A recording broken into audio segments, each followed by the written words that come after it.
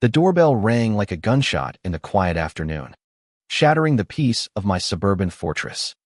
I froze mid-sip of black coffee, the bitter steam curling up my nose, as if the world outside had finally decided to barge in and claim what wasn't theirs. Through the peephole, I saw her, Karen, the self-appointed HOA queen, flanked by two burly guys in cheap uniforms that screamed, "Rent a cop." They weren't real police. I could tell by the way their badges glinted fake under the Texas sun. "Open up, Mr. Harlan. We've got reports of illegal firearms on the premises." Karen's voice pierced the door like a nail gun, shrill and unyielding. My heart slammed against my ribs. This was it. The main showdown. She'd been gunning for me ever since I refused to paint my mailbox that god-awful beige. But now she was escalating to theft under the guise of community safety. Little did she know, I wasn't just some pushover vet. I had cameras rolling, and this farce was about to blow up in her Botoxed face. I cracked the door just enough, the chain rattling like a warning. The air hit me first thick with her floral perfume mixed with the guy's sweat-soaked polyester, a nauseating cocktail that made my stomach churn. "Karen," I said, my voice low and steady, though inside I was boiling. "What the hell is this? You can't just show up demanding my guns." She puffed up, her perfectly coiffed hair not budging an inch, eyes narrowing like a hawk spotting prey. "Oh, yes we can, Jake. The HOA bylaws are clear. No assault weapons in Willow Creek. These officers are here to enforce it." The officers shifted, one cracking his knuckles with a pop that echoed off my porch. They weren't cops. A quick glance at their van parked crookedly in my driveway screamed amateur and marked, with a faded logo that looked slapped on in Photoshop. My pulse raced, anger flaring hot in my chest. I'd served 2 tours in Afghanistan, lost buddies to real threats. And now this. Some entitled busybody trying to strip me of my Second Amendment rights because my AR-15 made her uncomfortable at the block party. I sighed deeply, the sound heavy in the tense air, buying time as I thumbed my phone in my pocket, hitting record on the app linked to my security cams. "Fine," I muttered, stepping back, but not unchaining the door. "Show me the warrant." Karen's face twisted, a flicker of uncertainty crossing her powdered features before she plastered on that smug grin. "We don't need a warrant for HOA inspections, Jake. Now, hand over the keys to your safe, or we'll have to escalate." Escalate. The word hung there, electric, as one of the goons stepped forward, his boots thudding on the welcome mat. My mind flashed to my wife, Sarah, upstairs packing for her sisters. She didn't need this drama. Not after her chemo last year. But damn it, I wasn't backing down. "Touch my property, and you'll regret it," I growled, the words tasting like gunmetal. As they pushed past you, I let them. Playing the long game, the house swallowed us in its familiar hum, the fridge buzzing softly, the distant tick of the grandfather clock Sarah's dad had left us. Karen marched straight to the den, her heels clicking like accusations on the hardwood. "Where's the gun safe? Jake, don't make this harder." Her voice dripped with fake concern, but I caught the glee in her eyes, the thrill of power.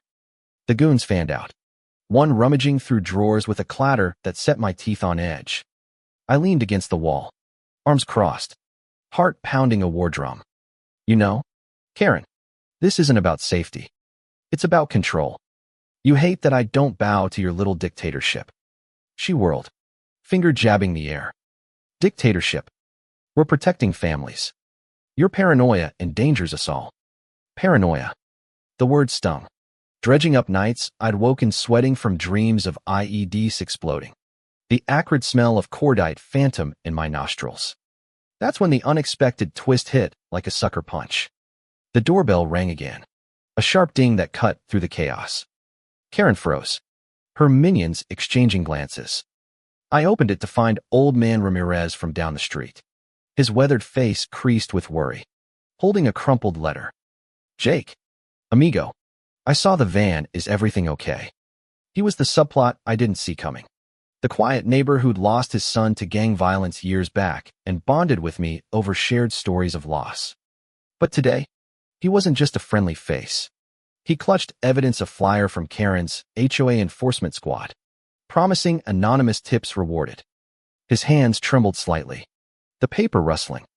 She tried recruiting me to spy on you, he whispered, voice thick with accent and emotion. Karen's eyes widened, color draining from her cheeks. That's not Mr. Ramirez.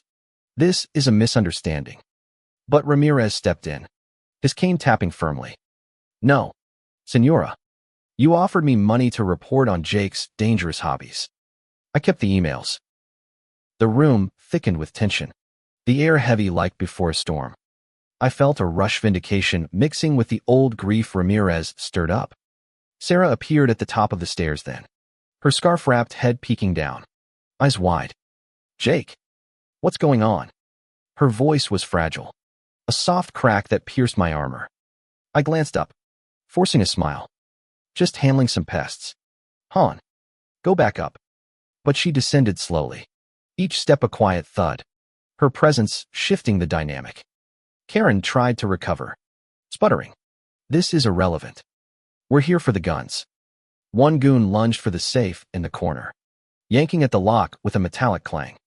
Adrenaline surged. I shoved him back, muscles coiling from years of PT. Get your hands off. The scuffle was brief but intense grunts. A chair toppling with a crash. The smell of exertion filling the space. Ramirez, bless him, pulled out his phone, dialing 911 with deliberate presses. Police. Yes. Intruders in my neighbor's home. Karen's facade cracked then, a gasp escaping her lips as reality hit. We're not intruders. We're official. But the goons panicked, one bolting for the door, his boots squeaking on the floor.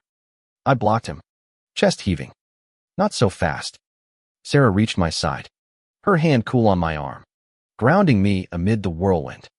Emotions crashed over mirage at the invasion, relief at the backup, a deep ache for the normalcy we'd fought so hard to reclaim after her illness. The distant wail of sirens grew, a rising crescendo that promised justice. Outside, chaos erupted like a scene from a thriller. Real cops swarmed, badges flashing under flashing lights. The neighborhood stirring with curious whispers from behind curtains. Karen's van sat there, innocuous at first, but as officers questioned us, Ramirez handed over his folder mails, flyers, even bank transfers showing she'd hired these fake enforcers from some shady online service. They posed as security, he said, voice steady now. One cop popped the van's doors with a creak, revealing stacks of confiscated items, garden gnomes, bikes, even a neighbor's grill. This looks like a rolling theft ring, the sergeant muttered. Radio crackling. Karen blustered. This is outrageous. I'm the HOA president. But handcuffs clicked shut around her wrists. The sound sharp and final, her protests fading into sobs. I stood on the porch, Sarah's arm linked in mine, the evening breeze carrying the scent of fresh-cut grass and cooling asphalt. The van was towed away, destined for federal scrutiny turns out. Those cops had crossed state lines with stolen goods, elevating it to interstate fraud. My heart slowed, a sigh escaping as exhaustion settled in. But in that moment, watching Karen's empire crumble, I felt a spark of something bigger. We did it, Sarah whispered, her voice warm against my ear. Ramirez nodded from his lawn, a small smile breaking through. It wasn't just about my guns. It was about standing up to bullies who hide behind rules to wield power. As the sun dipped low, painting the sky in fiery oranges, I realized true safety comes from community, not control. Fight for what's right, and the truth will arm you better than any weapon. In the end, justice doesn't just knock, it kicks the door down.